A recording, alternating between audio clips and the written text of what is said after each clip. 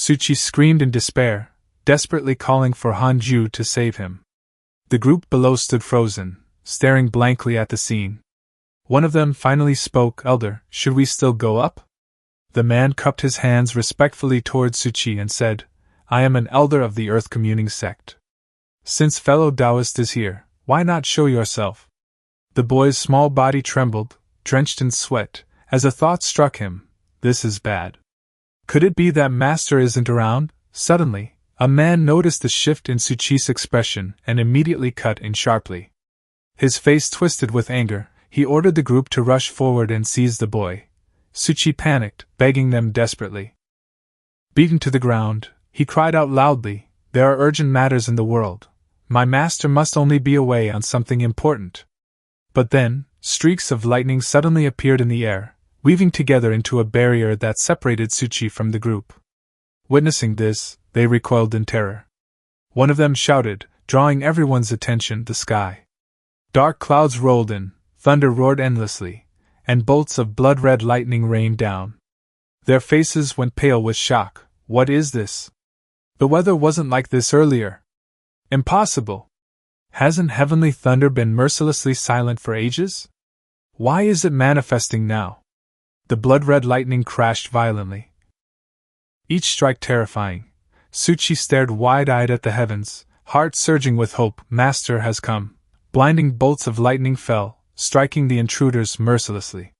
The sky itself seemed torn apart by the brilliance, too bright to see clearly. Suchi spread his arms wide and shouted gratefully, Thank you, Master Hanju. 18 years passed in the blink of an eye. Hanju now stood before his disciple and said, You've been under my tutelage for 18 years. His voice was cold, without emotion. Today, I will test your swordsmanship. Xu Chang'an bowed respectfully. What Master has taught, I have learned. Hanju gave a slight nod. Good. Let me see how far your training has taken you. Xu Chang'an's gaze sharpened dangerously. He unsheathed his sword, holding it before him, muttering an incantation as he assumed his stance. Heartless sword art. He swung the blade, unleashing sword techniques forged from years of painstaking practice. The deeper the feeling, the sharper the cut. Sword she weaved gracefully through his palms. This sword art was vicious, requiring one to sever all worldly emotions and desires. He leapt forward, thrusting with determination. To master the sword was to abandon love, lust, all 6 desires, purify the senses, and embrace the void. But suddenly, he thought of Xiaomei. Tears welled in his eyes. Why? Why can't I forget Xiaomei? Does anyone truly master the heartless sword art? Even abandoning love alone is harder than ascending to the heavens. He shook his head fiercely, rejecting the weakness in his heart, and lunged at Hanju. Form is emptiness, emptiness is form. To cut the heart is to become whole, yet at that instant, the tip of his sword was effortlessly pinched between 2 fingers. Xu Chang'an's eyes widened in shock. Standing across from him was Xinghongquan, who remarked indifferently, ignoring Hanju's surprise, Your swordsmanship isn't bad. But your cultivation is still lacking. Xu Chang'an bowed in shame, shoulders slumped. So easily blocked. My sword art still isn't enough. His face twisted in dejection. So I still cannot overcome the trial of love. Hanju sighed, pressing his hand to his forehead. Allow me to introduce her. This is your martial aunt. Xu Chang'an froze stiff, unable to speak. His eyes then fell upon the intimate interaction between Hanju and Xinghongquan, his heart sinking further into despair. So the heartless sword art master taught. Was it a lie? Is master really the world's most devoted ascetic? Inside the cave, Xinghongquan's playful voice rang out, Husband, this is a divine technique I found for you. Clinging excitedly to Hanju, she asked, Well? Isn't this a great opportunity? Hanju read through it, and nodded to himself. Indeed, this is quite good. Her cultivation has already surged to the 8th level of the Golden Core stage. He glanced back at her. It's thoughtful of you, but I already have my own divine art. I don't need this. Xinghongquan puffed her cheeks in mock anger. Fine then. But I still have something else for you. She produced a strangely shaped fruit. I discovered this in an ancient secret realm. Eating it strengthens the body and blood. With just one fruit, I gained the strength to shatter mountains with a punch. She eagerly handed him a pile of fruits, chattering nonstop. Husband, eat as much as you like. I have plenty more. But Hanju's attention drifted elsewhere, wondering just where she was storing all those fruits. Doesn't she have any pockets in her clothes? He thought quietly. This woman is always thinking of me. I can't keep rejecting her. Then she leaned close, whispering into his ear, by the way. I heard someone named Maju came looking for you before. Hanju's face instantly drained of color. Cold sweat poured down his body as he stammered nervously, yes.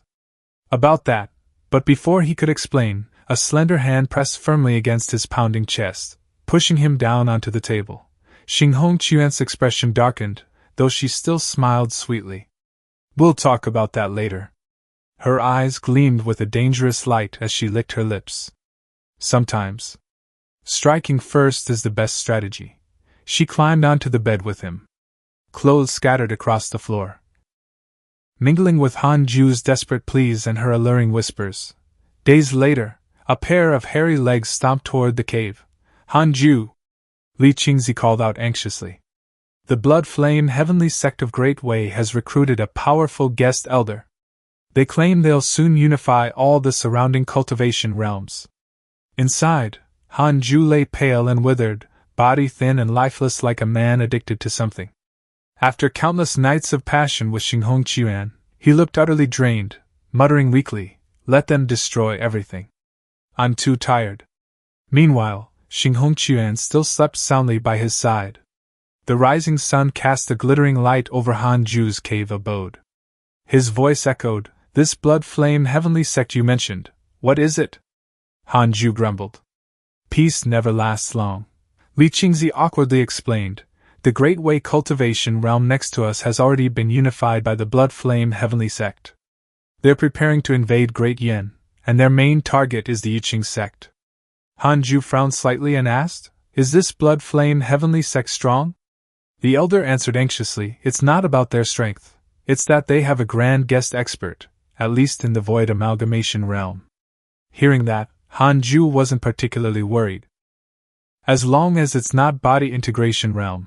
But Li Qingzi added, "There's a real possibility. Otherwise, they couldn't have unified the Great Wei cultivation world so quickly." Hanju hesitated. "So, Elder Han plans to escape while you can?" The old man made a pinching gesture with two fingers as he spoke. Hanju's face stiffened. He'd been hit in the sore spot.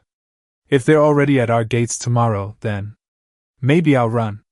Li Qingzi hurried to clarify, "No, at least several decades before they reach us. I'm just warning you ahead of time." Even so, Hanju still felt uneasy. 10 years isn't enough for me to reach body integration realm. The elder quickly encouraged him. "I believe in your potential."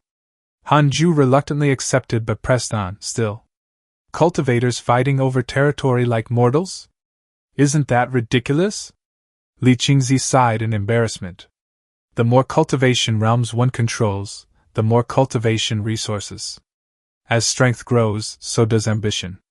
Then he shifted topics. "There's news about your disciple, Elder."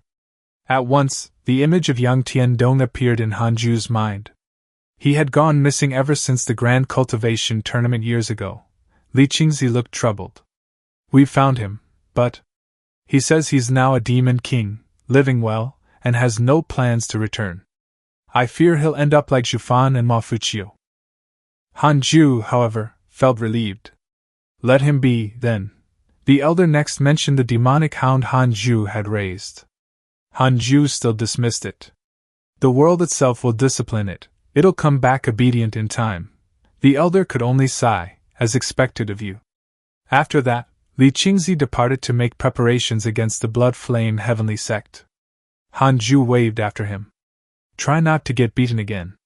Not long after, Hanju found a message left by Xinghong Qian, full of tender words. "Husband, you must be busy with many affairs. Next time, this wife will once again share joyous union with you."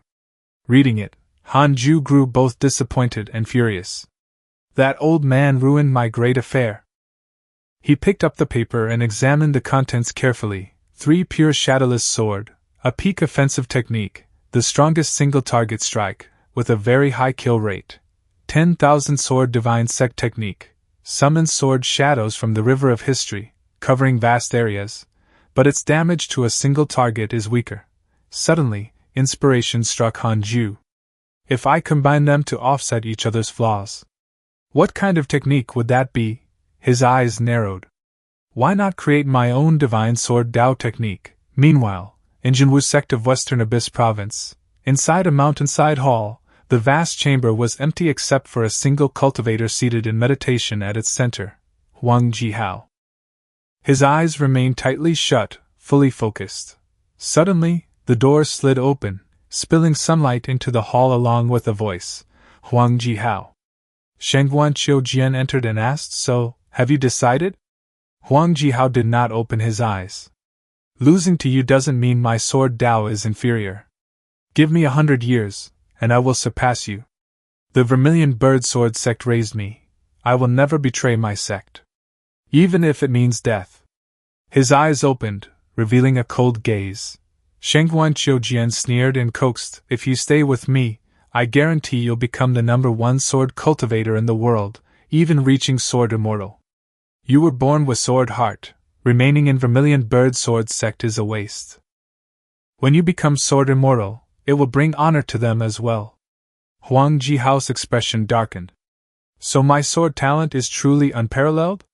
Receiving his firm confirmation, Jihao rose slowly, voice cold, "Perhaps. But I have met one whose sword Dao was even more monstrous.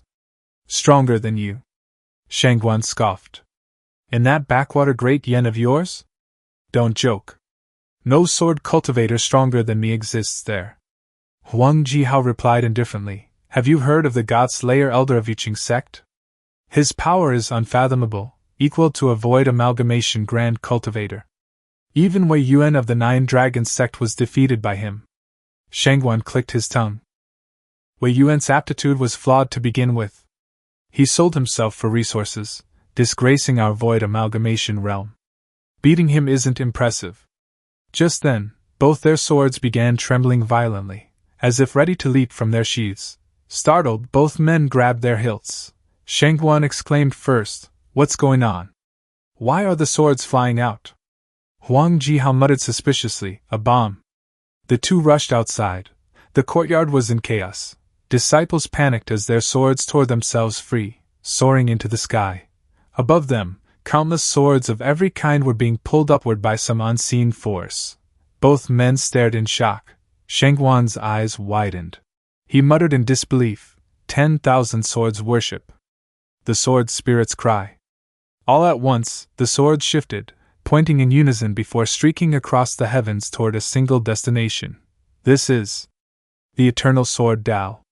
At the same time, inside a cave abode inscribed with familiar mottos, Han Ju sat cross-legged in silence. Suddenly he raised his head, his determined eyes flashed with the light of death.